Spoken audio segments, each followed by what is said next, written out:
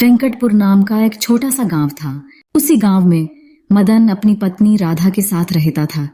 मदन और राधा दोनों नारियल बेचने का काम किया करते थे और गांव के सभी लोग मदन के ही नारियल पानी पीना पसंद करते थे, क्योंकि मदन के नारियल बहुत अच्छे होते हैं और गांव के ही नहीं, शहर से भी गांव में आकर नारियल पानी पीना पसंद करते थे। मदन और उसकी पत्नी विमला दोनों ने अपने घर के सामने एक नारियल का पेड़ लगाया हुआ था।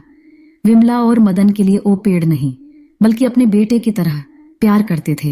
एक दिन जब मदन नारियल के पेड़ का ध्यान रख रहा था, तब मदन का बड़ा भाई मोहन आता है और मदन से बोलता है, क्या बात है मदन, आज तो तूने अपने नारियल के पेड़ से ढेरों नारियल तोड़ मारे हम। और नारियल को तो देखो जरा, कितने बड़े और ताजे ताजे हैं।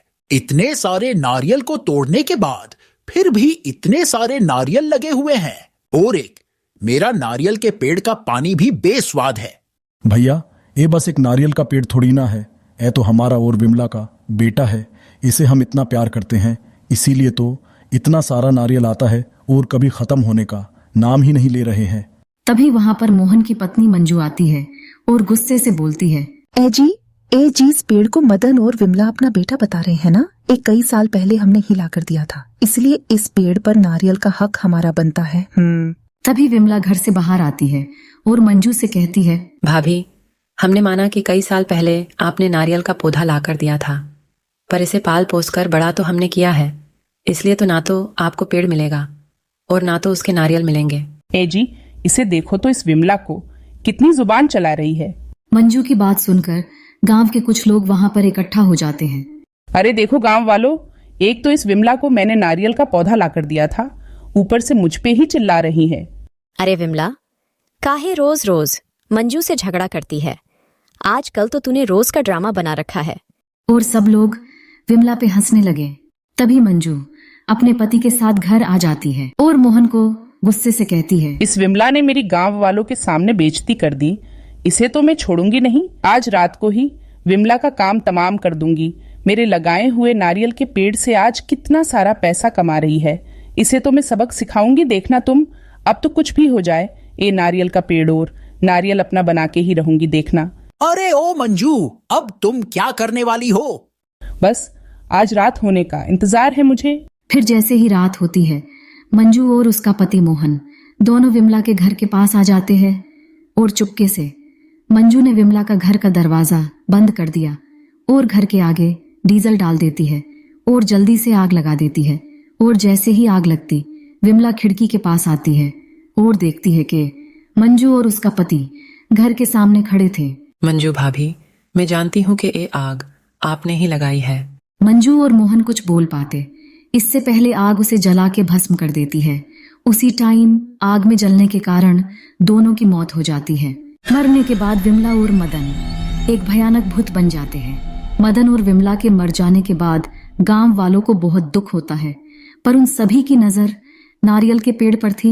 विमला और मदन की मौत के कुछ दिन बाद मोहन और मंजू मदन के नारियल के पेड़ के पास आते हैं और हंसते हुए बोलते हैं, गांव वालों के सामने मेरी बहुत खीली उड़ाई थी ना।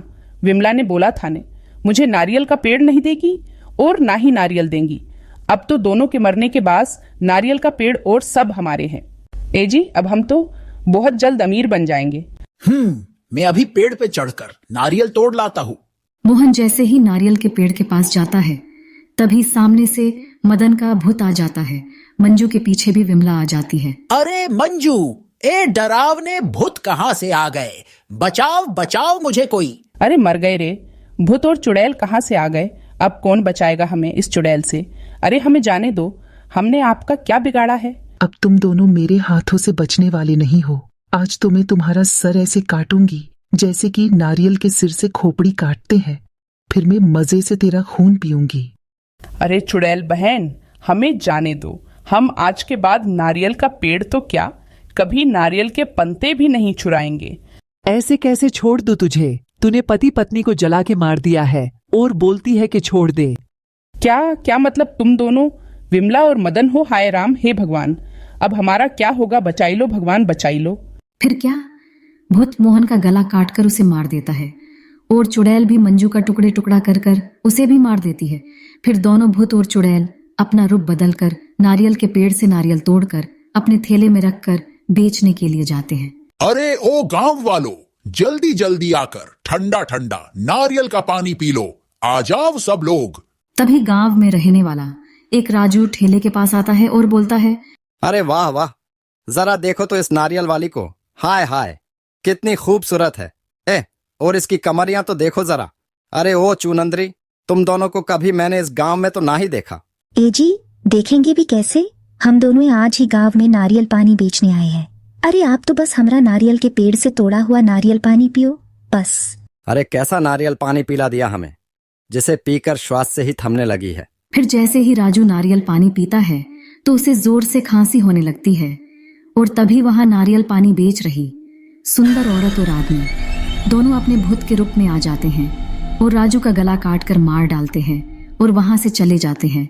और गांव वाले राजू की लाश देखकर पूरे गांव में हाहाकार मच जाता है। अरे कोई तो है ऐसा जो गांव वालों को बुरी मौत मार रहा है और ये काम कोई इंसान नहीं कर सकता। एक काम करते हैं, हम गांव के सरपंच को जाकर सारी बात बताते हैं। फिर सभी लोग गांव के सरपंच के पास पहुंच जाते हैं और बोलते हैं, अरे ओ मुखिया जी, कुछ दिनों से हमारे गांव में लाश ही लाश मिल रही है। मुझे तो ये लगता है कि विमला और मदन ही है जो गांव वालों को मार रहे हैं। कुछ ही दिनों पहले जलने के कारण मौत हो गई थी और जो भी उसके नारियल के पेड़ के पास जाता है उसे वो दोनों मार देते हैं। और सभी गांव के लोग सरपंच के साथ विमला और मदन के नारियल के पेड़ के पास जाते हैं और तभी विमला और मदन वहां पर आ जाते हैं। अरे लगता है कि आज तो पूरा गांव मरने के लिए आया है। ये तो तुम्हारे साथ बहुत बुरा हुआ, पर ऐसा करके ना तो तुम्हारी आत्मा को शांति मिलेगी और ना ही तुम्हें मोक्ष मिल पाएगा। इसीलिए मैं तुमसे वादा करता हूँ कि तुम्हारा बेटा जैसा नारियल के पेड़ के सामने एक मंदिर बनाया जाएगा। सरपंच जी की बात सुनकर भूत और चुड़ैल के आंखों में आंसू आ जाते हैं। फिर क्या था, भूत और चुड़ैल के नारियल के पेड़ के सामने एक मंदिर बनते ही भूत और चुड़ैल की आत्मा को शांति मिल जाती है और वो दोनों वहां से हमेशा के लिए गायब हो जाते हैं।